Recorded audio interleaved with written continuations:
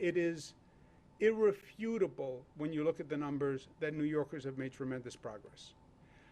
All the arrows are pointed in the right direction, have been for a while, and are dramatically pointing in the right direction.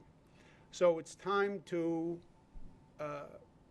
readjust the decision made on the science and on the data, right? So today we announced a major reopening of New York State on May 19th. The key is a smart reopening. Reopening is not a light switch. We said this from the beginning. It's not fully close the light switch, fully open the light switch. It's a smart reopening. It's a measured reopening. It's a phased reopening. But we are at a point now where we are going to take a major step forward in reopening. When we did the close down, if you remember, we did it on a regionally coordinated basis. We live in a tri-state area. New York shouldn't be a competitor or an encumbrance to New Jersey or to Connecticut. If we are not coordinated, what you'll do is you'll drive people from New Jersey to come to New York. You'll drive people from Connecticut to come to New York. Or you'll drive people from New York to Connecticut. If we say the restaurants are open in Connecticut, but not in New York, you'll have New Yorkers driving to Connecticut. You'll have New Yorkers driving to New Jersey. The coordination is important because you're a mobile population.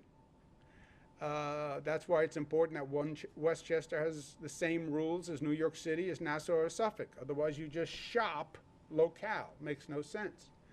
So we worked with New Jersey, New York, other states on a Northeast coalition. That's how we closed down. And that's how we're going to reopen, because the same theory is true. If New York has dramatically different rules than New Jersey, than Connecticut, you'll see people driving back and forth, and that helps no one.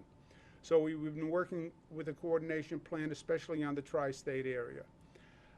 And what we've agreed on a regionally coordinated basis, beginning Wednesday, May 19th, most capacity restrictions will end across the tri-state area.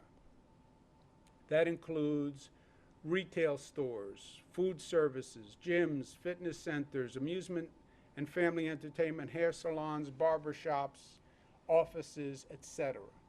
No capacity restrictions on all of those activities. Museums, theaters, Broadway, retail, shops. Now, they may make their own economic decision as to when they need to reopen because they can have critical mass. We're talking to Broadway.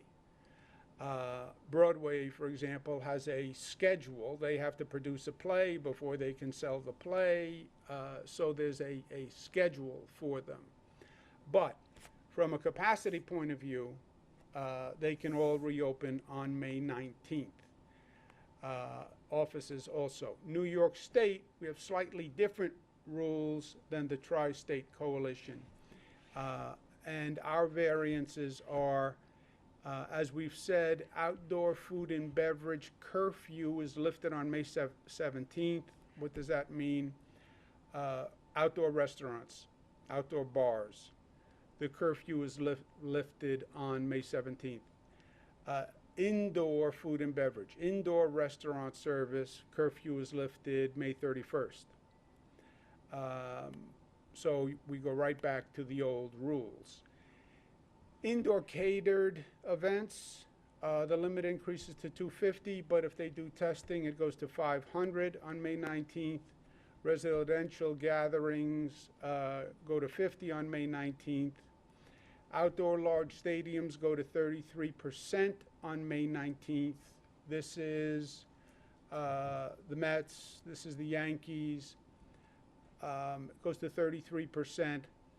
We're still working with New York, New Jersey, Connecticut on a joint protocol that would allow us to go higher with a testing or vaccinated caveat. So For non-vaccinated people, you have X percent. If you have vaccinated people or people who took a test, you have an additional capacity. We're working through that now. But for now, the stadiums are at 33%. In New York, we're going to keep the 6-foot CDC requirement because we do err on the side of safety. CDC keeps the 6-foot social distancing requirement. That is still in effect. So our capacity restrictions are subject to the 6 feet, right? So this room has a capacity restriction, and the capacity restriction applies up to the point where you can afford 6-foot social distancing. If the CDC changes their guidance, then we'll change our guidance. But having said that, for events that can show proof of vaccination or recent negative tests, the 6-foot limit does not need to apply, okay? So it's 6 feet, but if you say, look, I'm only going to allow press in the room who are fully vaccinated, I'm only going to allow people in the restaurant who are fully vaccinated or just took a negative test, then you can go above the 6 feet. We started this with the playoff games in Buffalo. If you are vaccinated, you are in a different situation. If you have a recent PCR test, then you are in a different situation. I prefer vaccinated.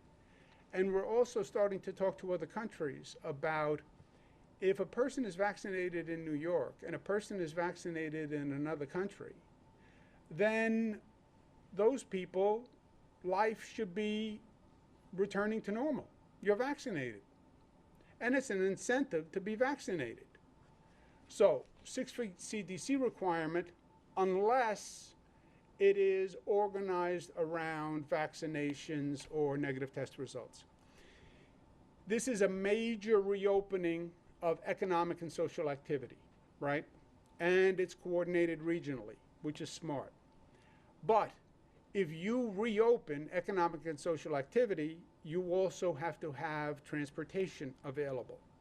So we're going to coordinate the MTA's resumption of 24-hour service with the reopening and immediately with the curfew lift. The curfew lift will apply to restaurants, bars, etc.